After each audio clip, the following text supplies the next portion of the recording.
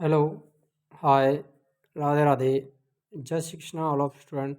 मैं विश्वेंद्र पोद्दार आप सभी का आपके अपने YouTube channel Lohagarh Bajrang classes में हार्दिक स्वागत करता हूं। मेरे प्यारे विद्यार्थियों, आज के वीडियो में हम आपके लिए इंडियन हिस्ट्री के अंतर्गत जो हमारी क्लासेस चल रही हैं प्राचीन भारतीय इतिहास के अंतर्गत, उसके अंतर्गत आज हम एक नए टॉपिक के साथ आपके साथ रूबरू होने वाले हैं। आज का नया टॉपिक है शक, यानी जो यूनानी आक्रमणकारी जो शक आए थे भारत में, उनके बारे में आपको बताने जा रहे हैं। यहाँ पर यही वही फैक्ट लिए गए हैं जो आपके लिए परीक्षा की दृष्टि से इम्पोर्टेंट है, उन्हीं को शामिल किया गया है इसमें। तो देखिए, क्लास शुरू करते हैं। यूनानियों के बाद भारत में आने वाले शक थे। यही यूनानियों के बाद भारत में कौन आए थे? शक आए थे। शकों की 5 शाखाएँ थीं। शकों की कितनी 5 शाखाएँ बताई गई हैं? 5 शाखाएँ बताई गई थी। कितनी बताई गई थी? 5। और हर शाखा की राजधानी भारत और अफगानिस्तान में अलग अलग भागों में थी। यानी इनकी दोनों शकों की राजधानी भी शाखाएँ थी 5, और उनकी राजधानी भारत और अफगानिस्तान में अलग अलग भागों में थी। पहली शाखा की बात करें तो अफगानिस्तान, पहली शाखा कहाँ पर थी? अफगानिस्तान में। दूसरी शाखा ने पंजाब, राजधानी तक्षशिला। दूसरी शाखा की राजधानी क्या थी? पंजाब ने राजधानी बनाई तक्षशिला। तीसरी शाखा ने मथुरा, चौथी शाखा ने पश्चिमी भारत, और पांचवी शाखा ने ऊपरी दक्कन पर प्रभुत्व स्थापित किया था। प्रथम शक शासक की बात करें, शक राजा की बात करें तो वो थे मोह। कौन था?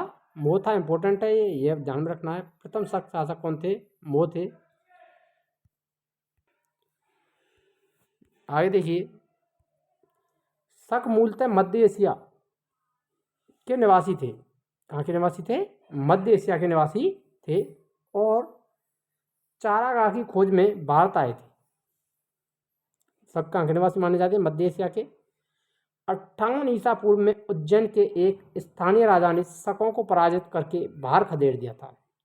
कब? 58 ईसा पूर्व में। कहाँ के राजा थे? उज्जैन के राजा थे। विक्रमादित्य की उपाधि धारण की, यानी शकों को उसने पराजित किया था। उसके बाद उसने एक उपाधि धारण की थी विक्रमादित्य, जो आगे चलकर बहुत प्रसिद्ध उपाधि हो गई थी। ये भी आपको ध्यान में रखना है। विक्रमादित्य की उपाधि उसने धारण की थी। शकों पर विजय के उपलक्ष्य में 58 ईसा पूर्व में एक नया संवत विक्रम संवत के नाम से प्रारंभ हुआ था। विक्रम संवत कब प्रारंभ हुआ था? 58 ईसा पूर्व में। उसी समय से विक्रमादित्य एक लोकप्रिय उपाधि बन गई, जिसकी संख्या भारतीय इतिहास में 14, ध्यान में रखना कितनी संख्या बताई गई है? भारतीय इतिहास में 14 बताई गई है, तक पहुंच गई। गुप्त सम्राट चंद्रगुप्त द्वितीय, ये गुप्त शासक थे चंद्रगुप्त द्वितीय, सबसे अधिक विख्यात विक्रमादित्य था। विक्रमादित्य की जो उपाधि धारण की थी उनमें सबसे अधिक प्रसिद्ध रहा था चंद्रगुप्त द्वितीय। शकों की अन्य शाखाओं की तुलना में दक्षिण भारत में प्रभुत्व स्थापित करने वाली शाखा ने सबसे लंबे अरसे तक शासन किया।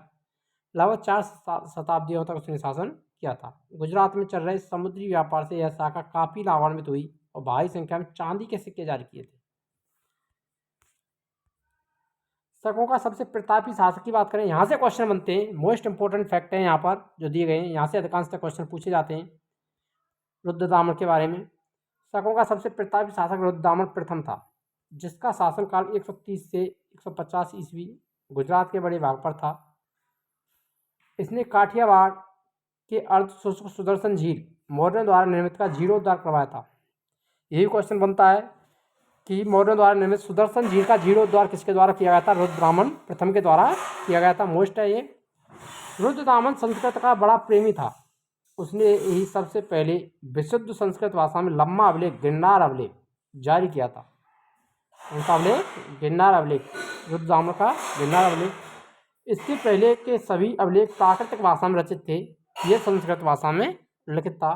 भारत में शक राजा अपने छत्रप को छत्रप कहते थे। ये भी ध्यान रखना, शक राजा अपने को क्या कहते थे? छत्रप। अगर वीडियो अच्छी लगी हो तो वीडियो लाइक करें, शेयर करें और कमेंट करें। आपको वीडियो कैसी लगी? मिलते हैं नेक्स्ट वीडियो में, तब तक के लिए जय हिंद, राधे राधे।